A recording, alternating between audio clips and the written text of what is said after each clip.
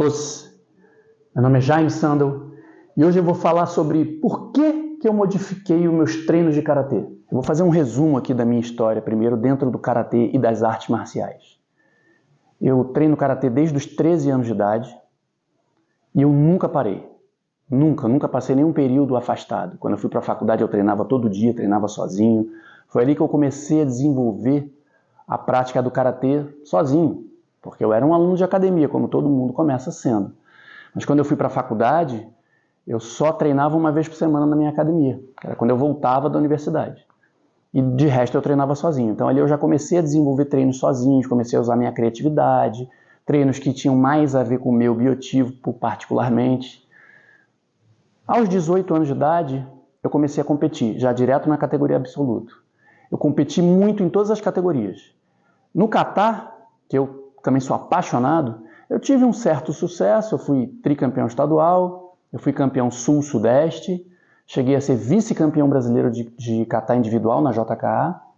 Kata por equipes eu fui campeão brasileiro e representei o Brasil em 2 campeonatos mundiais. Num deles eu consegui ficar entre os 8 melhores do mundo, eu e meus 2 companheiros de equipe, os irmãos Roberto Pestana e Paulo Pestana. Mas realmente foi no comitê que eu consegui ter muito sucesso e ter os melhores resultados. Eu nunca sonhei que eu fosse ganhar tanta coisa quanto eu ganhei. Meu grande sonho era ser campeão brasileiro de comitê individual. Eu via aqueles lutadores totalmente acima do meu nível fazendo as finais, e eu falava, um dia eu vou estar lá também. Eu tinha esse sonho. E acabou se realizando e muito mais do que eu poderia imaginar. No karatê tradicional, eu fui 3 vezes campeão brasileiro de luta individual. Na JK eu fui 6 vezes campeão brasileiro de luta individual. Então, no total, 9 títulos brasileiros. No Brasil é comum os atletas lutarem nas 2 entidades, no karatê tradicional e na JK, porque a regra tem bastante semelhança. Ambas são Shobu e Pon. Tem diferenças também nas regras, mas ambas são Shobu e Pon. Então, muitos atletas competem nas 2 entidades. Eu sou o segundo maior vencedor da história, se a gente juntar esses títulos todos. Eu só fico atrás do Shinzo Machida, que foi campeão incríveis 11 vezes de luta individual. 6 na JKA e 5 no tradicional. Eu acabei sendo convocado para a Seleção Brasileira JKA e também para a Seleção Brasileira de Karatê Tradicional. Então eu representei o Brasil nessas 2 entidades. Na JKA, eu fiz 93 lutas. Eu sou recordista de número de lutas e número de participações em eventos internacionais. No Karatê Tradicional, eu fiz 22 lutas. Então, no total, eu tenho 115 lutas representando o Brasil. Eu recebi a maior honraria da minha vida, quando a entidade, a JK do Brasil, fez um estudo técnico dos resultados históricos dos atletas de comitê. E eu acabei sendo eleito o melhor atleta de comitê de todos os tempos, dentro da JK do Brasil. Eu jamais imaginaria que isso fosse acontecer e foi a maior honra da minha vida receber esse prêmio.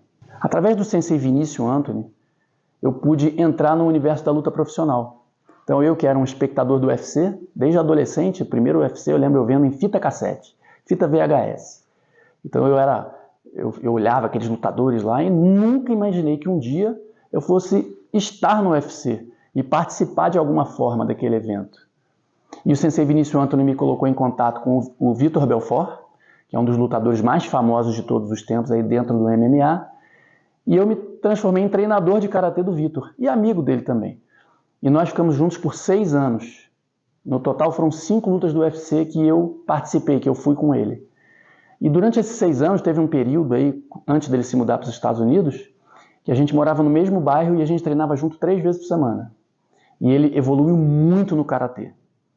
E o que eu pude fazer? Eu pude começar a peneirar dentro das técnicas do karatê o que funcionava mais, o que era melhor para a luta profissional. Bom, para quem já me conhece, sabe que eu falo muito sobre isso.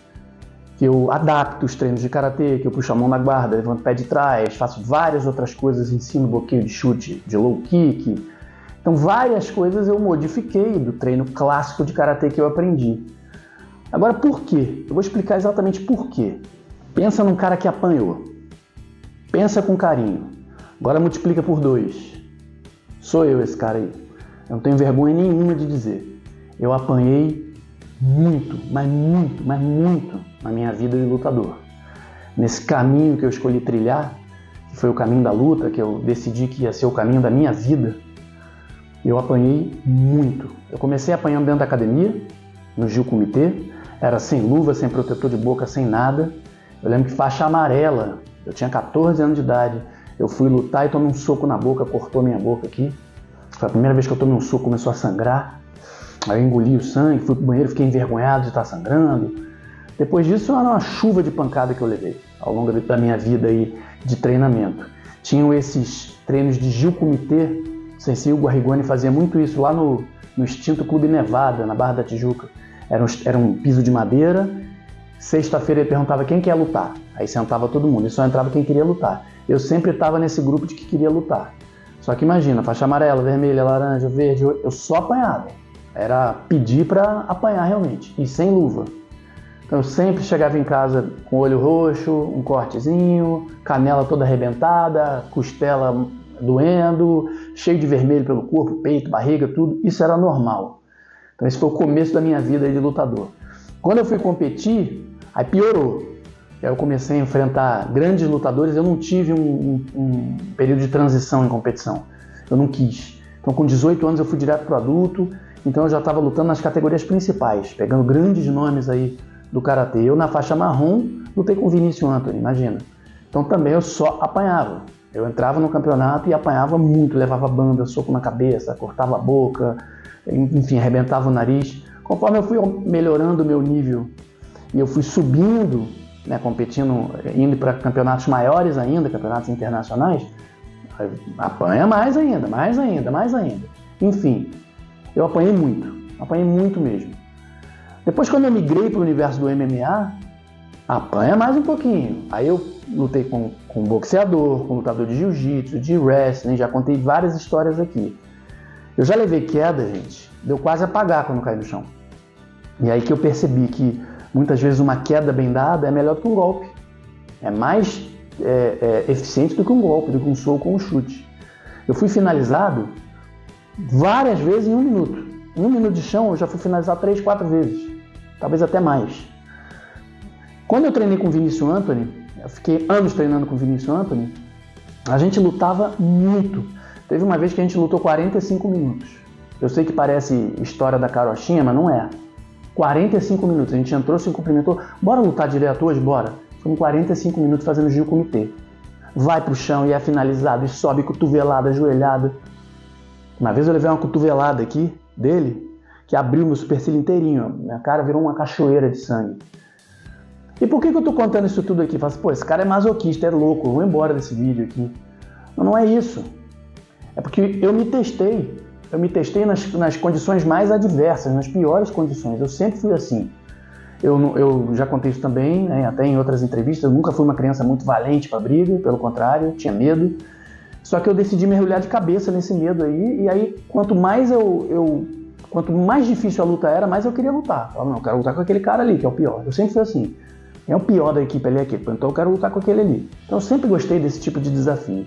E eu apanhei muito. E o que acontece com isso, esse apanhar muito? Eu não sou masoquista, então não gosto de apanhar. Não gosto. Quebrei o nariz 4 vezes, não gostei nenhuma delas, sou horrível. Cortei a boca inúmeras vezes, detestei cada vez, fica áfrica, depois é horrível.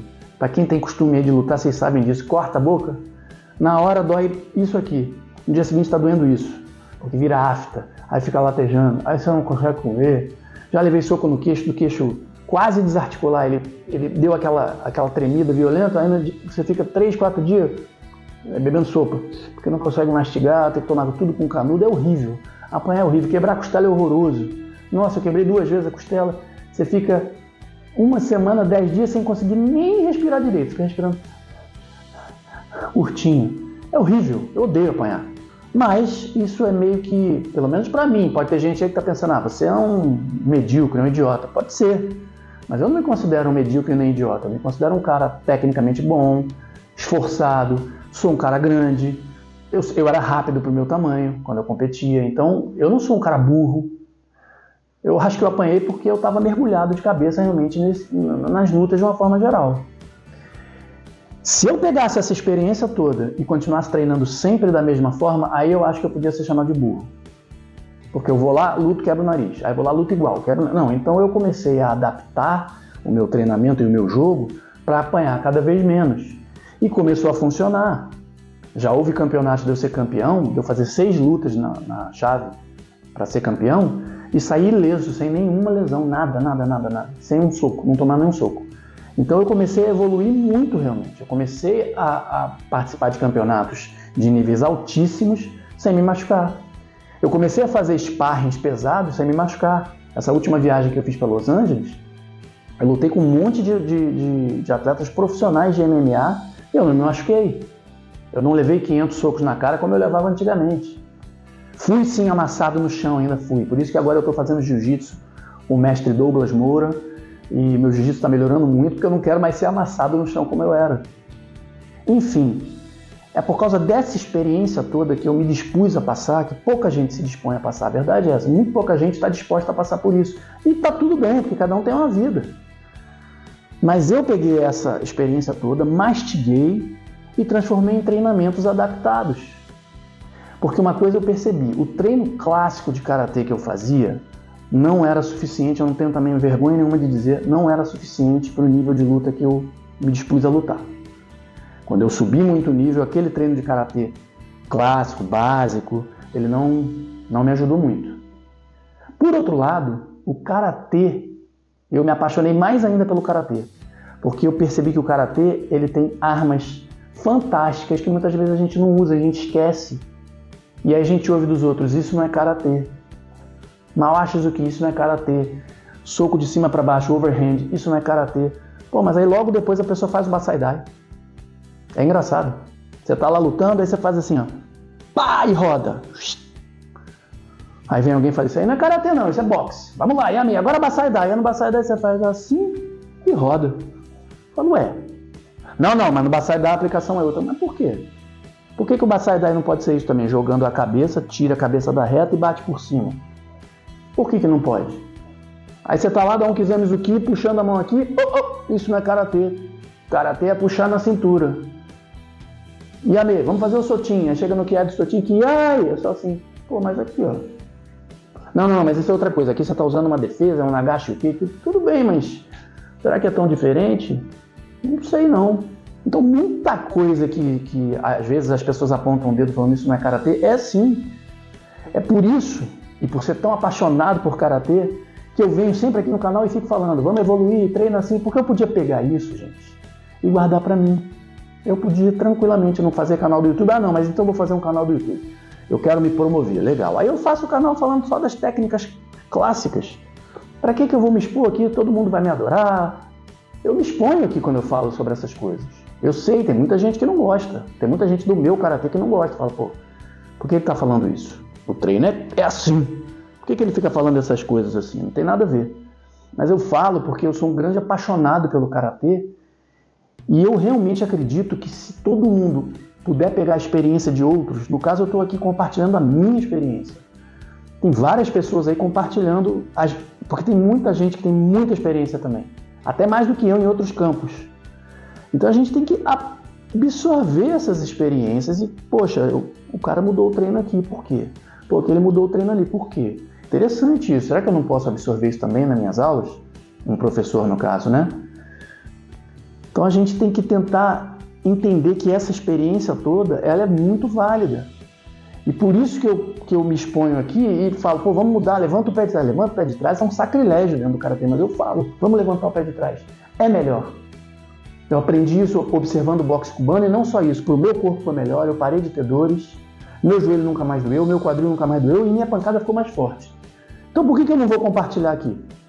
Eu venho e falo, galera, olha só, treina assim.